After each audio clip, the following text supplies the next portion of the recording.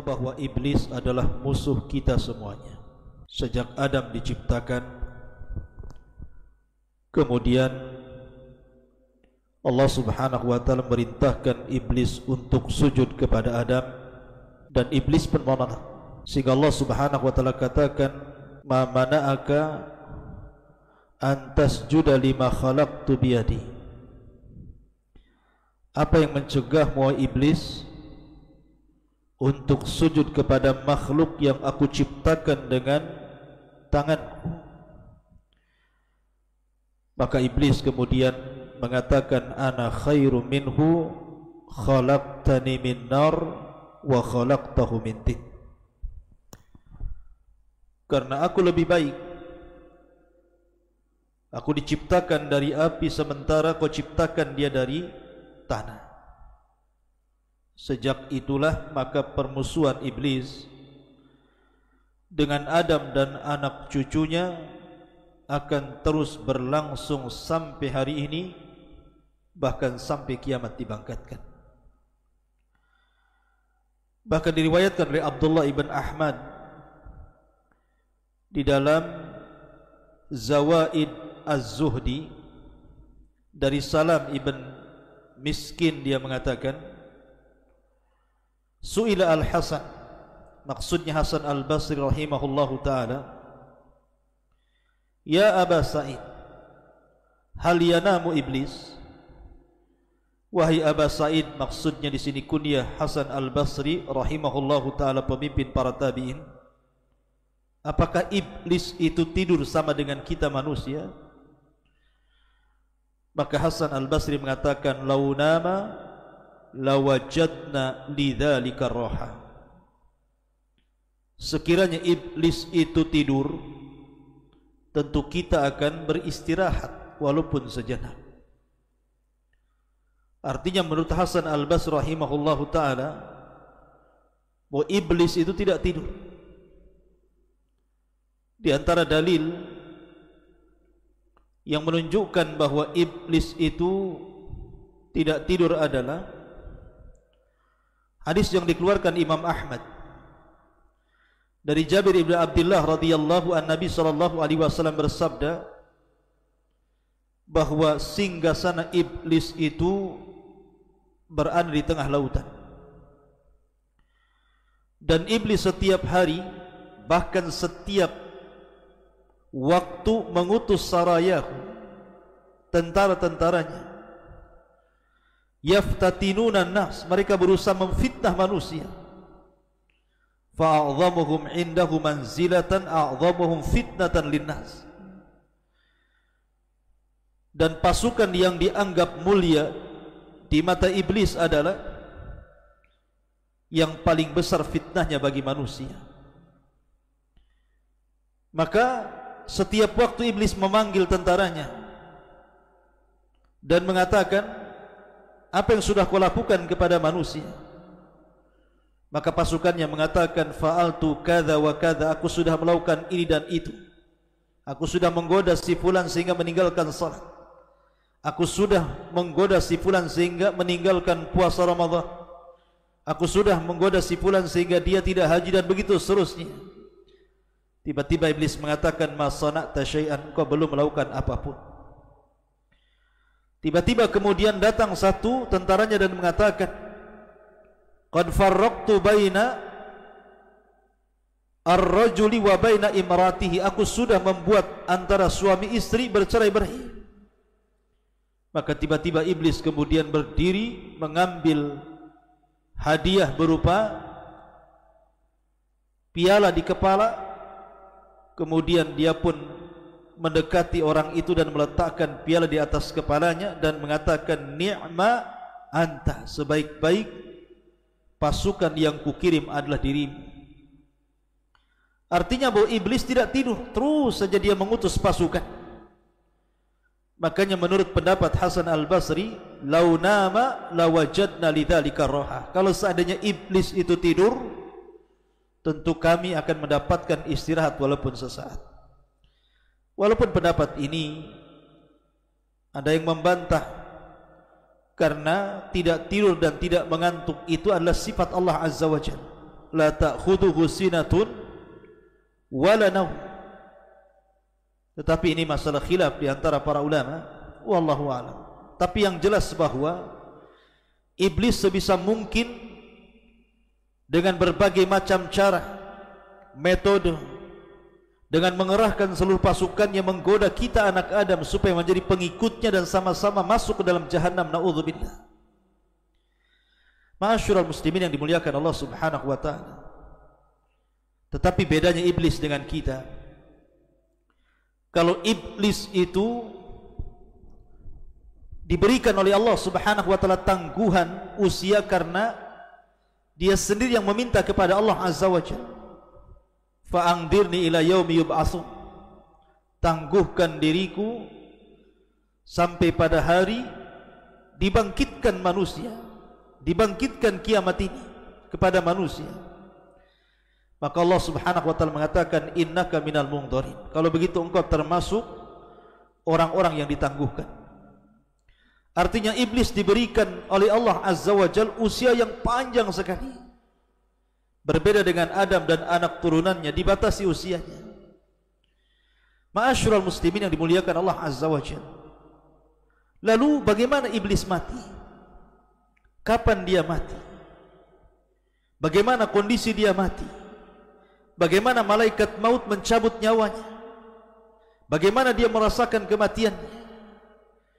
Ma'asyiral muslimin yang dimuliakan Allah Azza wa Jalla. Ahnaf ibn Qais suatu ketika datang ke kota Madinah. Dia hendak menemui Umar bin Khattab radhiyallahu anhu. Tiba-tiba dia melihat ada halaqah yang sangat besar, banyak orang yang duduk di situ. Ternyata di halaqah itu yang sedang berbicara adalah Ka'ab al-Akhbar, sedang berbicara di hadapan manusia. Maka Ahnaf ibn Qais pun ikut duduk di halaqah itu. Kemudian dia mendengarkan apa yang dikatakan Ka'ab al-Akhbar radhiyallahu anhu. Dia mengatakan, lamma hadara Adam al-wafat, ketika Nabi Adam alaihi salatu wassalam menjelang wafatnya, dia mengatakan, ya Rabb, syayasmatu bi aduwi idza ra'ani mayyitan wa huwa mungdaru ila al-waqtil ma'lum. Ya Rabb, tentu musuhku akan senang, akan bahagia apabila dia melihat diriku meninggal dunia sementara ditangguhkan usianya sampai waktu yang ditentukan dirimu.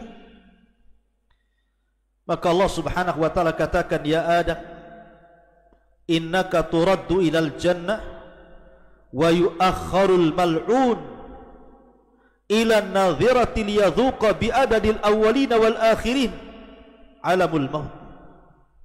Wahai Adam, tenang saja, kematianmu engkau akan langsung masuk ke dalam surga. Akan tetapi si mal'un, si iblis itu akan diakhirkan sampai batas waktu agar dia merasakan sakitnya dengan jumlah orang-orang yang pertama dari yang terakhir. Bagaimana orang-orang itu merasakan kematian, itulah yang akan dirasakan iblis.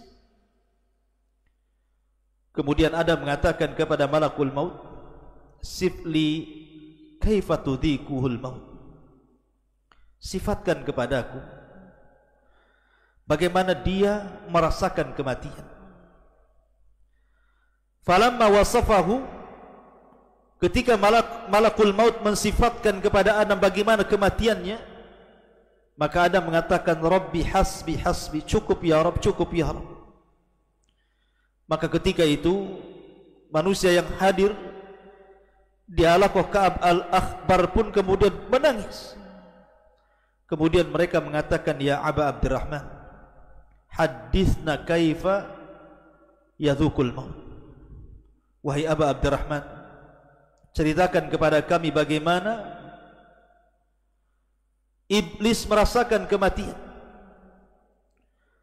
Tetapi Ka'ab al-Akhbar enggan untuk menceritakannya. Sehingga manusia merengek-rengek kepada Al-Akhbar. Ka'ab Al-Akhbar ini, ceritakan saja kematiannya kepada kami. Maka dia pun menceritakan dan mengatakan,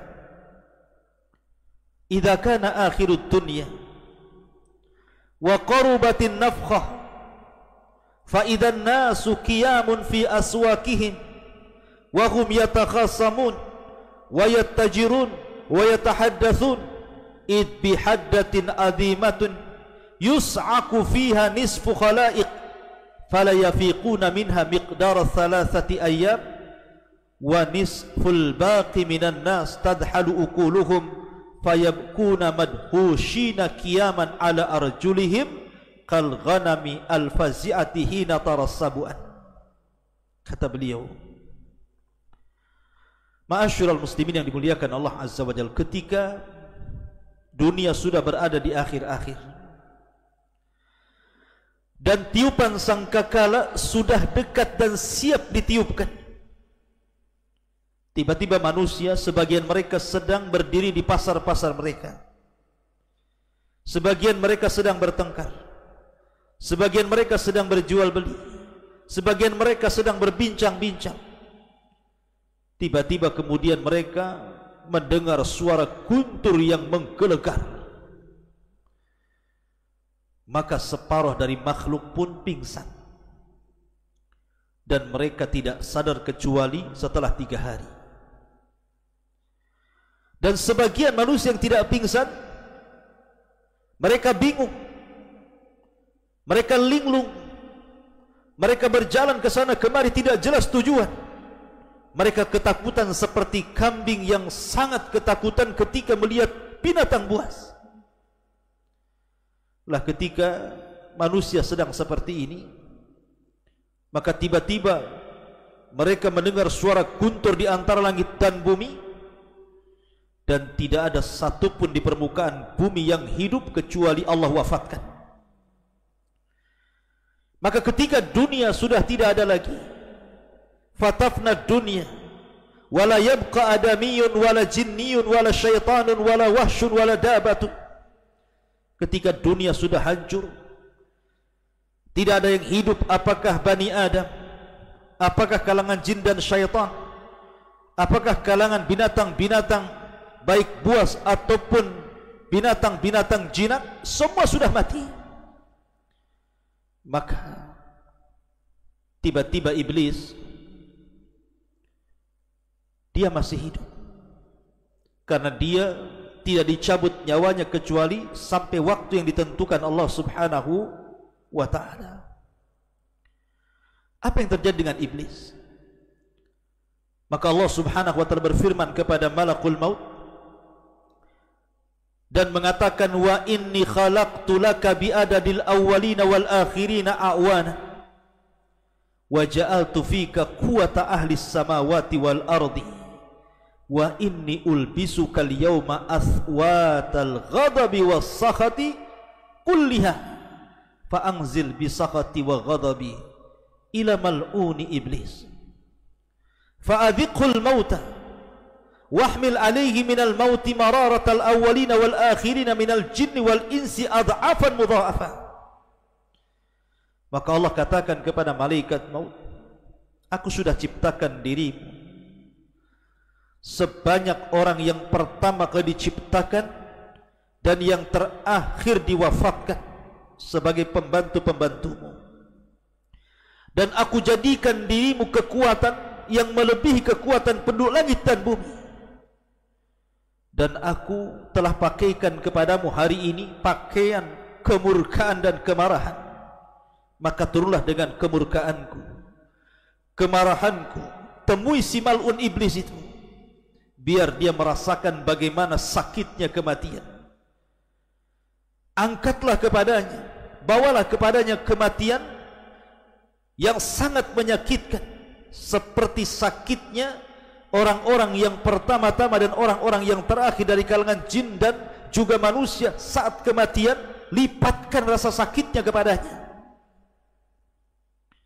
Ma'asyiral muslimin yang dimuliakan Allah Subhanahu wa ta'ala. Kemudian Allah Subhanahu wa ta'ala memerintahkan malaikat maut untuk membawa malaikat Zabaniyah dan membawa rantai dari rantai-rantai neraka Ladha. Kemudian wa anzi ruhul muntina bi sab'ina alfa kilabatin min kalalibi Ladha, agar ruhnya dicabut dengan kalalib, besi-besi bengkok sebanyak 70.000 besi bengkok dari neraka Ladha. Kemudian Allah Subhanahu wa taala memerintahkan agar Malik membuka pintu-pintu neraka. Maka malaikat maut pun kemudian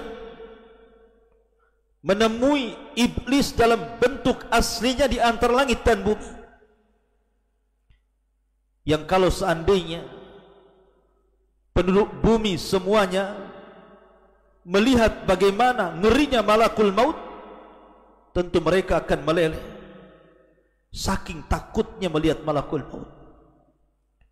Maka ketika kemudian malakul maut mendatangi iblis, kemudian membentak iblis dan mengatakan, kif ya khabis, berhenti wahai khabis, mau kemana kau pergi?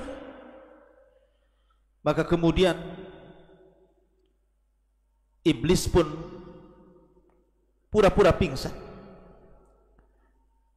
Kemudian dibentak lagi oleh malakul maut dan mengatakan, kif ya khabis, kif ya khabis,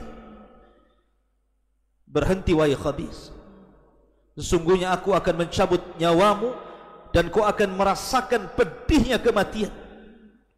Maka iblis pun kemudian lari ke arah timur. Ternyata malaikat maut sudah ada di hadapannya. Lari ke dalam lautan, kemudian menyelam, ternyata di situ pun sudah ada malakul maut. Kemudian lari ke arah mana, di situ sudah ada malakul maut. Sampai ketika tidak ada tempat lagi untuk lari,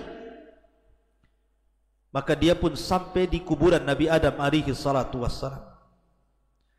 Ketika di depan kuburan Nabi Adam, dia mengatakan, ya Adam, wahai Adam, sebab dirimulah aku terlaknat. Duhai kiranya aku tidak tercipta sebagai iblis. Dia menyesal. Ma'asyiral muslimin yang dimuliakan Allah Subhanahu wa taala. Maka iblis pun mengatakan kepada malakul maut sebelum dicabut nyawanya, wahai malakul maut, sekiranya kau cabut nyawaku, kira-kira minuman apa yang akan kau berikan kepadaku? Maka malakul maut mengatakan, engkau akan meminum dari air neraka Ladha.